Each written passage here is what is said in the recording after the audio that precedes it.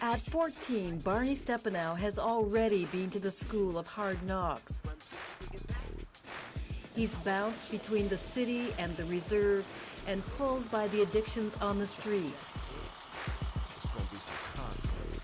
Barney goes to school now at City Park Collegiate in Saskatoon, a high school of last resort for kids who haven't been able to make it anywhere else. Kids whose lives are full of pain. I started drugs when I was 8 years old. I started drinking when I was about 10. So it was quite bad for me. I knew I was doing bad stuff. Huge efforts are made here to keep kids in school and find ways to help them succeed. There's free food and clothing. There's a daycare where young parents can leave their children. And there's a feeling of family, a place that's safe from the dangers outside. In the past, school has taught these kids little more than frustration and failure. When Barney first arrived at City Park last year, he couldn't read or write. Well, it was embarrassing for me because it was hard for me to go out in public and knowing all these things, that just looking at signs and what they say and what do they say. Like Barney, the other grade 8s were also struggling at school. They were working at about a grade 4 level. And that wasn't all teacher Allison Cameron had to deal with.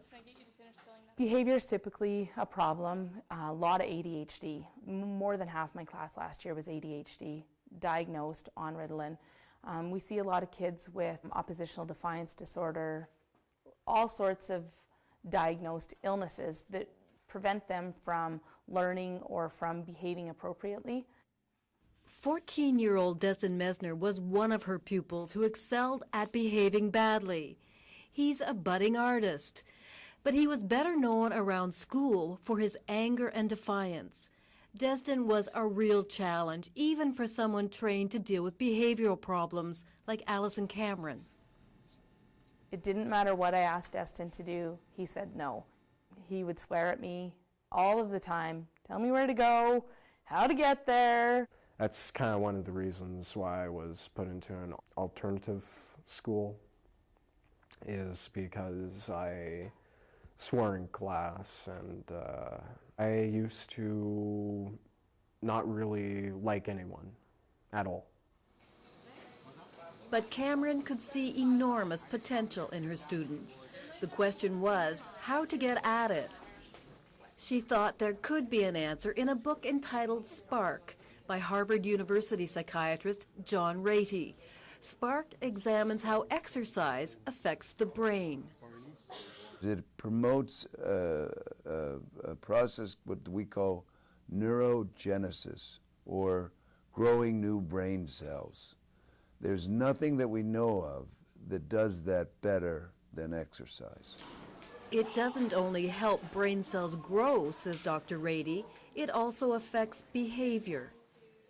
People are sharper, they're more attentive, they're less impulsive, they're less fidgety, they can sustain their attention longer, and it promotes their ability to sort through information and take it in. Ratey's best example is Naperville Central High near Chicago, which today has one of the best academic records of any secondary school in the U.S. and one of the lowest obesity rates in the country.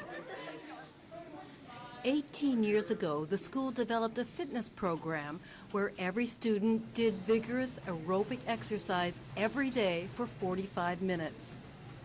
It was the first program of its kind in the U.S., one that also has an innovative combination of movement and classroom learning. And when the school entered an international competition in math and science, where Americans usually place 11th or 12th, Naperville came out on top. 98% of their 8th graders took this test, and they scored #1 in the world in science and #6 in math, which was amazing. It shows, one, that spending that 45 minutes a day on PE was not taking away from their academic prowess.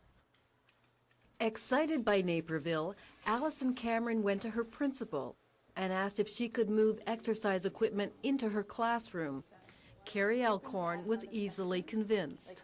When Allie came to me with the proposal that someone was going to donate a fair bit of phys ed equipment for us, that was pretty easy to say yes to. The one initial concern I have was, where are you going to put all that equipment? While that was quickly resolved, what was tougher was convincing the kids to use it. It was defiance all around. Most of them initially thought that this was really hokey. Why would I get on a treadmill? Well, I said, no, doesn't do anything, no, it's bull, pure bull. That was then. This is now. Monday morning math class, where the first thing grade 9 students do is strap on a heart monitor. Good morning, you guys. Please make sure your heart rates are at 134. Keep it there. For 20 minutes, the kids work out on exercise equipment right in the classroom. But once a week, I'd like to see you guys challenging yourself in a different way. It's challenging different parts of your brain, different parts of your body. After what is for some a grueling start to the day, it's time for the second half of math class. And this is when you notice that something very different is going on. They're concentrating and working hard. Nobody's swearing or running around, when before, some students could barely sit still for 10 or 15 minutes. I had improved attention for 3 hours. Students were getting off of Ritalin. Students were coming to school every day just so they could use the treadmills. Well, if you have kids coming to school every day, well, now you can teach so much more. If they can sit and stay focused, you can teach so much more effectively. None of this surprises Harvard's John Rady. When you raise the heart rate, what you do is you turn on a part of the brain that might be a little bit sleepy. That is the front part of the brain that is involved in controlling impulses. And this is the major effect that one sees with kids that have trouble managing their behavior in class. Speaking out too much, not acting out, being too fidgety, not being able to sit still. There's a growing body of science now about the different ways exercise affects the brain. This part, the hippocampus, is like central station for learning and memory. Sustained, vigorous exercise causes the release of nerve growth factors, especially one called BDNF, which acts like a fertilizer on this and other areas of the brain. We make so many good things like this miracle grow for the brain, for instance, when our brain cells are clicking away. So it bathes the brain, if you will, in this nice fertilizer which helps preserve the nerve cells, make them stronger, helps them withstand stress, and makes them more pliable. It isn't just any kind of exercise that sharpens your brain function. The key is sustained aerobic movement. Scientists are still trying to discover the exact formula for different ages, but here's what they think is best for high school students. Get the heart rate up to between 65 and 75% of its maximum and keep it there for at least 20 minutes. That's what makes this program so different from a regular gym class. In phys ed classes, there are usually a few kids who get their hearts pumping hard, but most don't. There's a lot of hanging around, and some try to avoid participating altogether. Most of gym classes is standing around for many people, waiting for their turn at bat. And I think today we're looking at everyone, not just the 20% who probably don't need gym class because they're athletes and they're on teams, etc. But it's the other large group of students who hate gym class because they don't have the skills.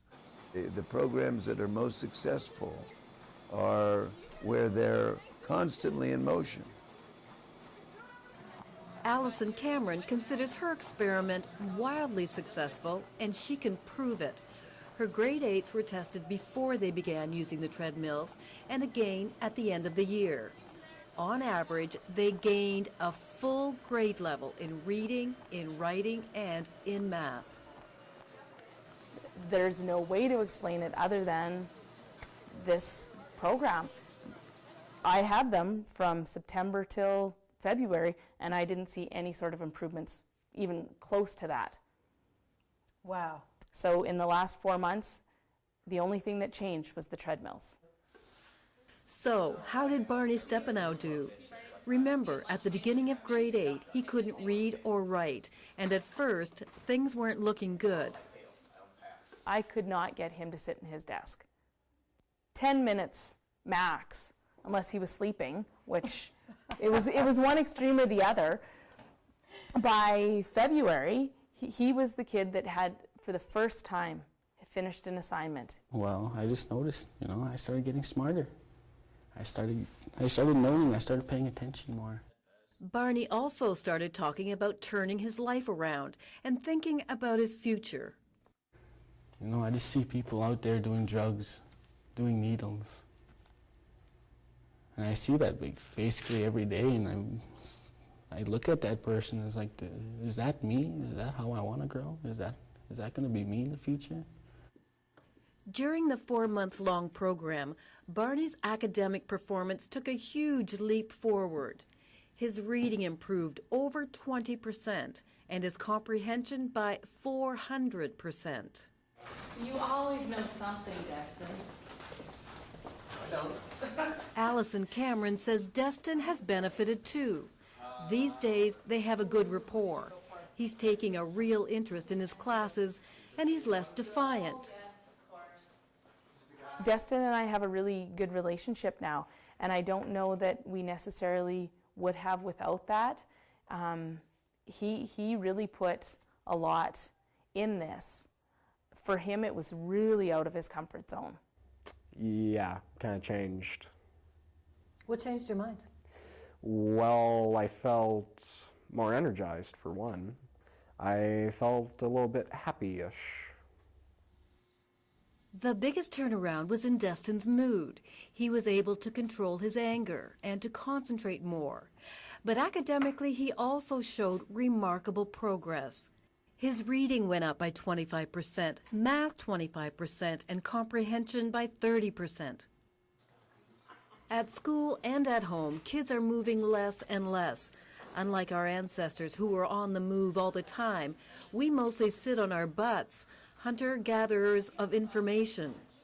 Our brains are geared for us to move, and if we don't, we get into the kind of trouble that we're in today. Lack of resilience, the obesity crisis, to be sure, and actually not using our brains to the maximum. Allison Cameron and her students won't have to worry about that. Her program worked so well last year that this year it's been expanded. Now most of City Park's grade 8s and 9s work out in class 20 minutes 3 times a week. Her greatest satisfaction, though, is that something so simple has affected her students in such a profound way. Oh, God, we never dreamed that we would have had the amount of success that we had last year. It was incredible. Everybody improved, and if I wasn't there, if I didn't witness it, I honestly wouldn't believe it. Check your heart rate right now, please, Barney. Cameron feels she's found a winning formula. Less sitting equals more learning, and it's a formula she's hoping to share. She's helped set up a foundation to encourage other schools to get involved in similar programs, and if they can't afford it, provide them with the necessary equipment. Joan Leishman, CBC News, Saskatoon.